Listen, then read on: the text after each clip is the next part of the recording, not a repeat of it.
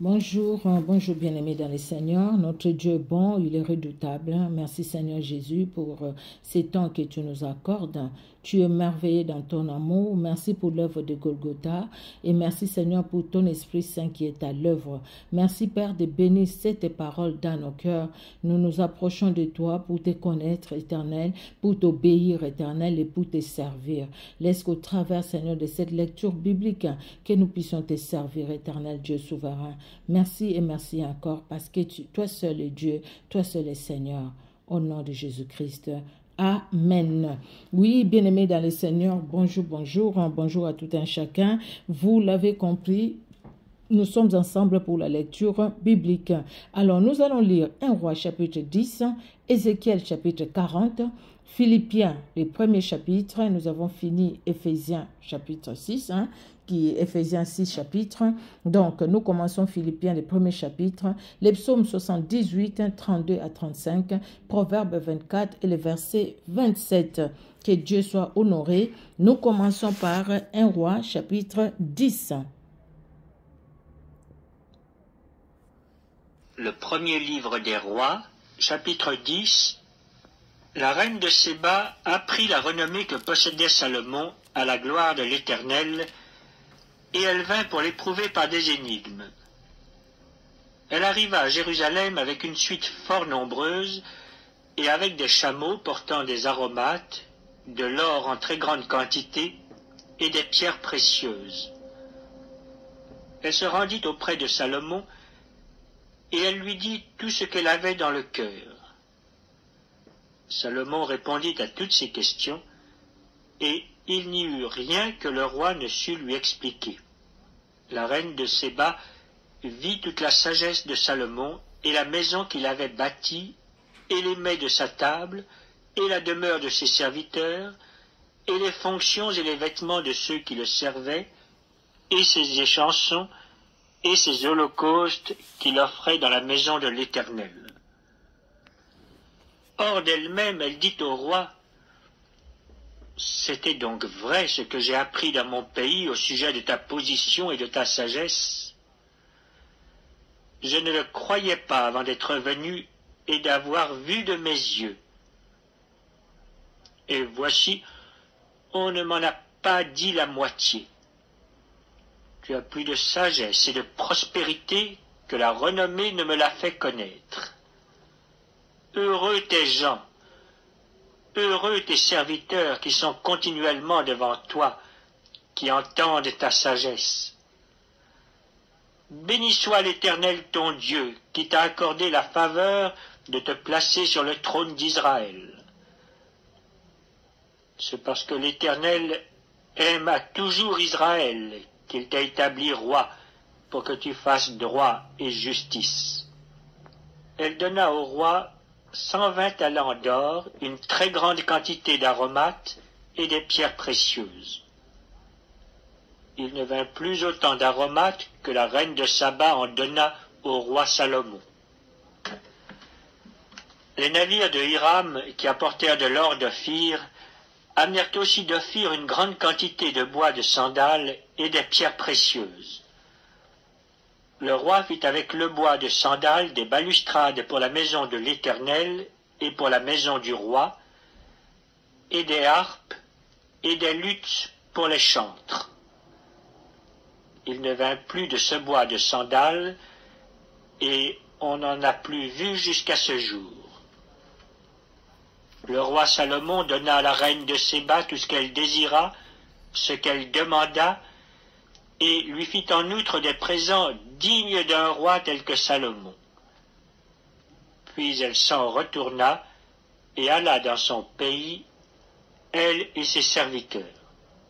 Le poids de l'or qui arrivait à Salomon chaque année était de 666 talents d'or, outre ce qu'il retirait des négociants et du trafic des marchands, de tous les rois d'Arabie et des gouverneurs du pays. Le roi Salomon fit 200 grands boucliers d'or battu, pour chacun desquels il employa 600 cycles d'or, et 300 autres boucliers d'or battu, pour chacun desquels il employa 3 mines d'or. et le roi les mit dans la maison de la forêt du Liban. Le roi fit un grand trône d'ivoire et le couvrit d'or pur. Ce trône avait 6 degrés, et la partie supérieure en était arrondie par derrière. Il y avait des bras de chaque côté du siège. 2 lions étaient près des bras, et 12 lions sur les 6 degrés de part et d'autre. Il ne s'est rien fait de pareil pour aucun royaume. Toutes les coupes du roi Salomon étaient d'or, et toute la vaisselle de la maison de la forêt du Liban était d'or pur. Rien n'était d'argent. On n'en faisait aucun cas du temps de Salomon. Car le roi avait en mer des navires de Tarsis avec ceux de Hiram. Et tous les 3 ans arrivaient les navires de Tarsis, apportant de l'or et de l'argent, de l'ivoire, des singes et des paons. Le roi Salomon fut plus grand que tous les rois de la terre par les richesses et par la sagesse. Tout le monde cherchait à voir Salomon pour entendre la sagesse que Dieu avait mise dans son cœur. Et chacun apportait son présent, des objets d'argent et des objets d'or, des vêtements, des armes, des aromates, des chevaux et des mulets. Et il en était ainsi chaque année. Salomon rassembla des chars et de la cavalerie. Il avait 1400 chars et 12 000 cavaliers qu'il plaça dans les villes où il tenait ses chars et à Jérusalem près du roi. Le roi rendit l'argent aussi commun à Jérusalem que les pierres, et les cèdres aussi nombreux que les sycomores qui croissent dans la plaine. C'était de l'Égypte que Salomon tirait ses chevaux. Une caravane de marchands du roi les allait chercher par troupes à un prix fixe. Un char montait et sortait d'Égypte pour 600 cycles d'argent et un cheval pour 150 cycles. Ils en amenaient de même avec eux pour tous les rois des Hétiens et pour les rois de Syrie. Alléluia. Les rois Salomon fut plus grand que tous les rois de la terre par les richesses et par la sagesse. Tout le monde cherchait à voir Salomon pour entendre la sagesse que Dieu avait mise dans son cœur. Merci Seigneur pour la sagesse que tu donnes aux hommes que nous sommes, afin que nous puissions marcher dans tes voies. Alléluia. Dieu a donné la sagesse à Salomon et Dieu a dit à Salomon, dès le départ, Salomon, si tu marches, si tu suis, écoute ma parole, si tu suis mes instructions, si tu respectes mes commandements, j'affermirai ton trône. Avant de bâtir le temple, Dieu lui a dit, après qu'il a consacré le temple, Dieu lui a dit, voilà tout ce que Dieu a fait. Dieu fait des grandes choses pour chacun de nous. Tout le monde venait, tout le monde voulait voir Salomon, tout le monde voulait écouter la sagesse qui sortait de la bouche de Salomon, parce que c'est Dieu qui a mis cette sagesse dans son cœur. Alléluia. Nous allons aller, bien-aimés, dans les livres d'Ézéchiel, comme ils le disent, Ézéchiel ou Ézéchiel, au chapitre 40. Nous allons écouter maintenant. Nous avons nos Bibles, bien-aimés, et nous suivons. Moi, j'ai ma Bible à côté et je les suis. Je suis aussi en même temps, pendant que la Bible est enregistrée, j'écoute et je suis aussi en même temps. Ézéchiel, chapitre 40. Ézéchiel 40. La 25e année de notre captivité, au commencement de l'année, le 10e jour du mois, 14 ans après la ruine de la ville, en ce même jour, la main de l'Éternel fut sur moi, et il me transporta dans le pays d'Israël. Il m'y transporta, dans des visions divines, et me déposa sur une montagne très élevée, où se trouvait au midi comme une ville construite. Il me conduisit là, et voici, il y avait un homme dont l'aspect était comme l'aspect de l'airain. Il avait dans la main un cordeau de lin et une canne pour mesurer, et il se tenait à la porte. Cet homme me dit, « Fils de l'homme, regarde de tes yeux, et écoute de tes oreilles. Applique ton attention à toutes les choses que je te montrerai, car tu as été amené ici afin que je te les montre. Fais connaître à la maison d'Israël tout ce que tu verras. Voici, un mur extérieur entourait la maison de tous côtés. Dans la main de l'homme était une canne de 6 coudées pour mesurer, chaque coudée ayant un palme de plus que la coudée ordinaire.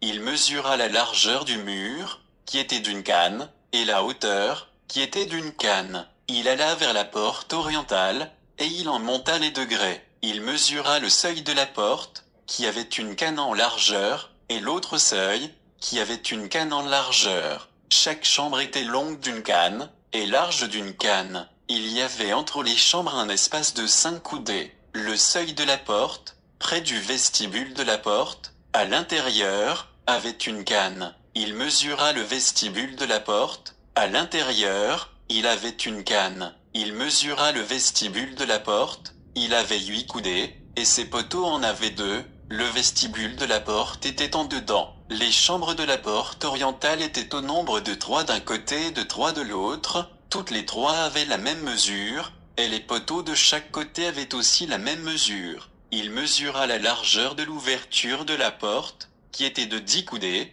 et la hauteur de la porte, qui était de 13 coudées. Il y avait devant les chambres un espace d'une coudée de chaque côté et d'autre. Chaque chambre avait 6 coudées d'un côté, et 6 coudées de l'autre. Il mesura la porte depuis le toit d'une chambre jusqu'au toit de l'autre. Il y avait une largeur de 25 coudées entre les 2 ouvertures opposées. Il compta 60 coudées pour les poteaux, près desquels était une cour, autour de la porte. L'espace entre la porte d'entrée et le vestibule de la porte intérieure était de 50 coudées. Il y avait des fenêtres grillées aux chambres et à leurs poteaux à l'intérieur de la porte tout autour. Il y avait aussi des fenêtres dans les vestibules tout autour intérieurement, des palmes étaient sculptées sur les poteaux. Il me conduisit dans le parvis extérieur, où se trouvaient des chambres et un pavé tout autour. Il y avait 30 chambres sur ce pavé. Le pavé était aux côtés des portes, et répondait à la longueur des portes, c'était le pavé inférieur.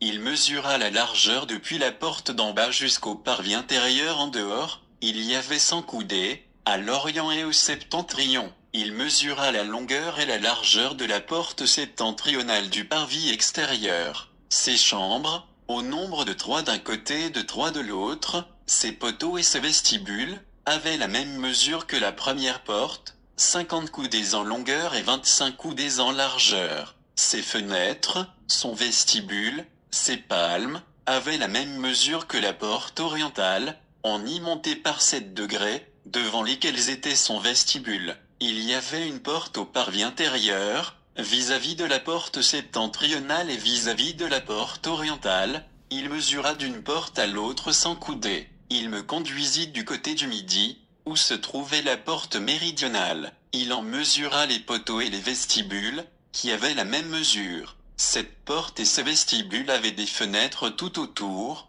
comme les autres fenêtres, 50 coudées en longueur et 25 coudées en largeur. On y montait par 7 degrés, devant lesquels était son vestibule. Il y avait de chaque côté des palmes sur ses poteaux. Le parvis intérieur avait une porte du côté du midi.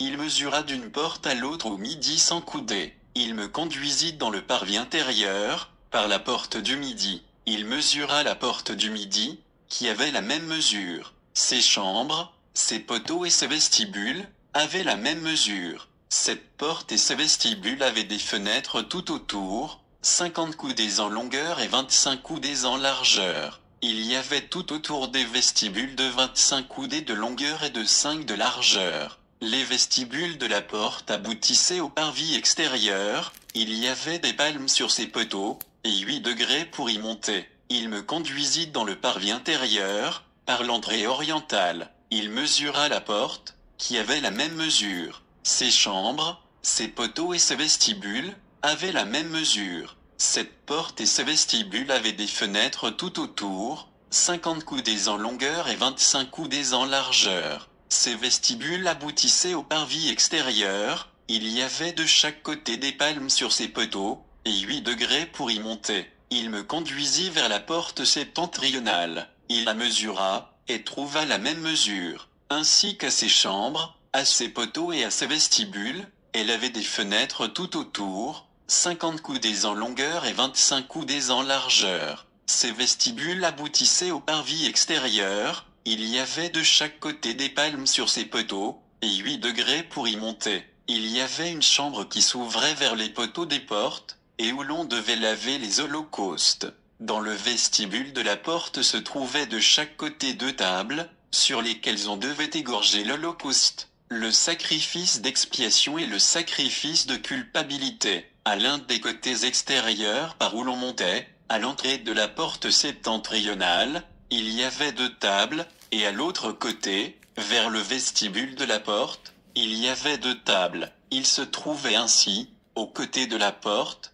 4 tables d'une part et 4 tables de l'autre, en tout 8 tables, sur lesquelles on devait égorger les victimes. Il y avait encore pour les holocaustes 4 tables en pierre de taille, longues d'une coudée et demie, larges d'une coudée et demie, et hautes d'une coudée. On devait mettre sur ces tables les instruments avec lesquels on égorgeait les victimes pour les holocaustes et pour les autres sacrifices. Des rebords de 4 doigts étaient adaptés à la maison tout autour, et la chair des sacrifices devait être mise sur les tables. En dehors de la porte intérieure il y avait des chambres pour les chantres. Dans le parvis intérieur, l'une était à côté de la porte septentrionale et avait la face au midi, l'autre était à côté de la porte orientale et avait la face au septentrion. Il me dit, cette chambre, dont la face est au midi, est pour les sacrificateurs qui ont la garde de la maison, et la chambre dont la face est au septentrion est pour les sacrificateurs qui ont la garde de l'autel. Ce sont les fils de Tsado, qui, parmi les fils de Lévi, s'approchent de l'Éternel pour le servir. Il mesura le parvis, qui avait 100 coudées de longueur et 100 coudées de largeur, en carré. L'autel était devant la maison. Il me conduisit dans le vestibule de la maison. Il mesura les poteaux du vestibule, et trouva 5 coudées d'un côté et 5 coudées de l'autre. La largeur de la porte était de 3 coudées d'un côté et de 3 coudées de l'autre. Le vestibule avait une longueur de 20 coudées et une largeur de 11 coudées. On y montait par des degrés. Il y avait des colonnes près des poteaux, l'une d'un côté et l'autre de l'autre. Ézéchiel 40. Alléluia. Notre Dieu est bon. Merci Seigneur pour toutes les précisions au fait. Quand on lit la Bible, on s'est dit, écoutez, Dieu c'est le Dieu de précision. Toutes ces précisions, nous disons merci Seigneur. De ce que nous comprenons, et même ce que nous ne comprenons pas, mais nous disons Seigneur merci, parce que ta parole, c'est vrai que si on se met vraiment à lire, à se concentrer dans la méditation, le Saint-Esprit nous donne des révélations de toute cette parole, au fait. Le Saint-Esprit nous donne la révélation. Il est Dieu, que sa parole vraiment soit bénie dans nos cœurs, hein, et que Dieu se révèle, les dieux de précision, les dieux qui commencent une chose et qui l'achèvent, les dieux qui ne se limitent pas en cours de chemin. C'est un jusqu'au boutiste, hein, et tout ce qu'il fait, c'est avec précision. Il n'est pas un Dieu des à peu près, parce qu'il connaît tout. Alléluia. Nous allons aller dans le livre de Philippiens, la lettre de Paul, hein, aux Philippiens. Nous allons écouter, nous allons lire le premier chapitre. Philippiens chapitre 1, premier chapitre. Philippiens 1. Épître de Paul aux Philippiens, chapitre 1er. Paul et Timothée, serviteurs de Jésus-Christ, à tous les saints en Jésus-Christ, qui sont à Philippe, aux évêques et aux diacres. Que la grâce et la paix vous soient données de la part de Dieu notre Père et du Seigneur Jésus-Christ. Je rends grâce à mon Dieu de tout le souvenir que je garde de vous, ne cessant dans toutes mes prières pour vous tous de manifester ma joie au sujet de la part que vous prenez à l'Évangile depuis le premier jour jusqu'à maintenant. Je suis persuadé que celui qui a commencé en vous cette bonne œuvre la rendra parfaite pour le jour de Jésus-Christ. Il est juste que je pense ainsi de vous tous, parce que je vous porte dans mon cœur, soit dans mes liens, soit dans la défense et la confirmation de l'Évangile, vous qui tous participez à la même grâce que moi. Car Dieu m'est témoin que je vous chéris tous avec la tendresse de Jésus-Christ. Et ce que je demande dans mes prières, c'est que votre amour augmente de plus en plus en connaissance et en pleine intelligence, pour le discernement des choses les meilleures, afin que vous soyez purs et irréprochables pour le jour de Christ, remplis du fruit de justice qui est par Jésus-Christ à la gloire et à la louange de Dieu. Je veux que vous sachiez, frères, que ce qui m'est arrivé a plutôt contribué au progrès de l'Évangile. En effet, dans tout le prétoire et partout ailleurs, nul n'ignore que c'est pour Christ que je suis dans les liens. Et la plupart des frères dans le Seigneur, encouragés par mes liens, ont plus d'assurance pour annoncer sans crainte la parole. Quelques-uns, il est vrai, prêchent Christ par envie et par esprit de dispute. Mais d'autres le prêchent avec des dispositions bienveillantes. Ceux-ci agissent par amour, sachant que je suis établi pour la défense de l'Évangile, tandis que ceux-là, animés d'un esprit de dispute, annoncent Christ par des motifs qui ne sont pas purs, et avec la pensée de me susciter quelques tribulations dans mes liens. Qu'importe, de toute manière, que ce soit pour l'apparence, que ce soit sincèrement, Christ n'est pas moins annoncé. Je m'en réjouis, et je m'en réjouirai encore. Car je sais que cela tournera à mon salut, grâce à vos prières et à l'assistance de l'Esprit de Jésus-Christ, selon ma ferme attente et mon espérance, que je n'aurai honte de rien, mais que, maintenant, comme toujours, Christ sera glorifié dans mon corps, avec une pleine assurance, soit par ma vie, soit par ma mort, car Christ est ma vie, et la mort m'est un gain. Mais s'il est utile pour mon œuvre que je vive dans la chair, je ne saurais dire ce que je dois préférer. Je suis pressé des deux côtés. J'ai le désir de m'en aller et d'être avec Christ, ce qui de beaucoup est le meilleur, mais à cause de vous, il est plus nécessaire que je demeure dans la chair. Et je suis persuadé, je sais, que je demeurerai et que je resterai avec vous tous, pour votre avancement et pour votre joie dans la foi, afin que, par mon retour auprès de vous, vous ayez en moi un abondant sujet de vous glorifier en Jésus-Christ. Seulement, conduisez-vous d'une manière digne de l'Évangile de Christ, afin que, soit que je vienne vous voir, soit que je reste absent, j'entende dire de vous que vous demeurez ferme dans un même esprit, combattant d'une même âme par la foi de l'Évangile, sans vous laisser aucunement effrayer par les adversaires, ce qui est pour eux une preuve de perdition, mais pour vous, de salut. Et cela de la part de Dieu, car il vous a été fait la grâce, par rapport à Christ, non seulement de croire en lui, mais encore de souffrir pour lui, en soutenant le même combat que vous m'avez vu soutenir, et que vous apprenez maintenant que je soutiens. Alléluia. Gloire au Seigneur Jésus-Christ de Nazareth. Et je surlignais, c'est vrai, beaucoup de choses. Paul, Dieu est vraiment un sol de Tarse. Paul, Dieu l'a utilisé puissamment. Nous voyons franchement. Il dit quelque chose ici au verset 9. Et que je demande dans mes prières, car Dieu m'est témoin que je vous chéris tous avec la tendresse de Jésus-Christ. C'est le verset 8. Le verset 9. Et ce que je demande dans mes prières, c'est que votre amour augmente de plus en plus en connaissance et en pleine intelligence pour le discernement des choses les meilleures, afin que vous soyez purs et irréprochables pour les jours de Christ. Jésus-Christ revient bientôt. Tout ce que nous faisons maintenant, même cette lecture biblique, bien aimée, nous le faisons pour la gloire de Dieu. Et en faisant même cette lecture biblique, nous nous préparons au grand événement, à l'avènement de Jésus-Christ. Jésus-Christ revient bientôt. Et Paul dit, pour qu'il vous retrouve irréprochable ces jours-là, c'est-à-dire que vous soyez enlevés. Ces jours-là, ceux qui sont morts, qui ressuscitent, parce qu'ils sont morts en Christ. La Bible nous dit les morts en Christ ressuscitent en premier.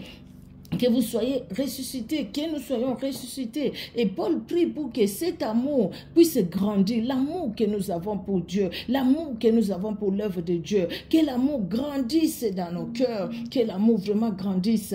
Et Paul dit ici quelque chose aussi que j'ai souligné. Il dit, selon ma ferme attente et mon espérance, que je n'aurai honte de rien, mais que maintenant, comme toujours, Christ sera glorifié dans mon corps avec une pleine assurance, soit par ma vie, soit par ma mort. Mais Christ sera glorifié. Quelque part, Paul ne faisait plus attention vraiment à lui-même en fait. La seule personne qui comptait, c'était Jésus-Christ et Jésus-Christ seul. Le verset 21, il dit, car Christ est ma vie et la mort m'est un gain. Alléluia.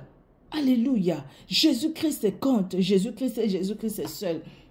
Notre Dieu est bon. Ce n'est pas pour rien que nous allons à l'église. Ce n'est pas pour rien, bien-aimés dans le Seigneur, que nous servons le Seigneur. Ce n'est pas juste pour les faire, les plaisirs de les faire, mais nous les faisons parce que nous savons que nous allons les voir face à face et nous avons des comptes à rendre de tout ce que Dieu nous a donné sur cette terre, de l'intelligence, de la sagesse, de la force. Nous avons des comptes à rendre à Dieu. Marchons dans l'amour du Seigneur, que l'amour de Jésus-Christ remplisse nos cœurs, afin que nous soyons prêts, bien-aimés, pour les servir et pour les voir tel qu'il est les jours de son avènement, les jours où Jésus-Christ revient pour chercher l'église, l'épouse, que nous aussi nous soyons enlevés pendant que nous sommes en vie, peut-être aujourd'hui, peut-être demain, on ne sait pas, mais que Dieu, Jésus-Christ de Nazareth, soit honoré dans nos vies et dans nos cœurs. Alléluia. Nous allons aller dans les psaumes 78.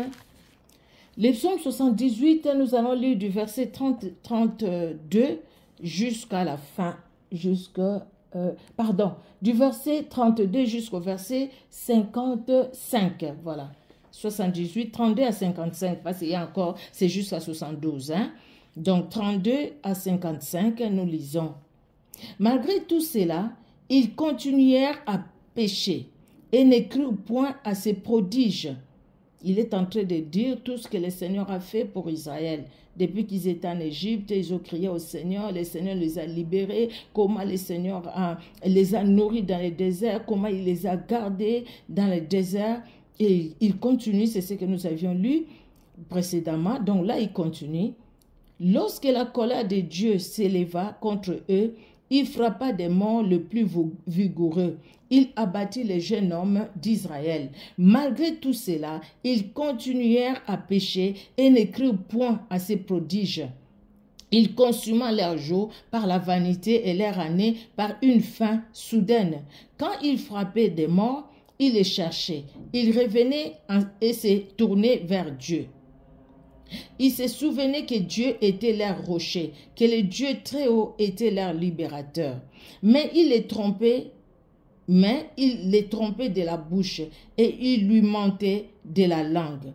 Leur cœur n'était pas ferme envers lui et ils n'étaient pas fidèles à son alliance. Toutefois, dans sa miséricorde, il pardonne l'iniquité et ne détruit pas. Il retient souvent sa colère et ne se livre pas à toute sa fureur. Il se souvint qu'il n'était que chair, un souffle qui s'en va et ne revient pas. Que de fois ils se révoltèrent contre lui dans le désert, que de fois ils l'irritèrent dans la solitude.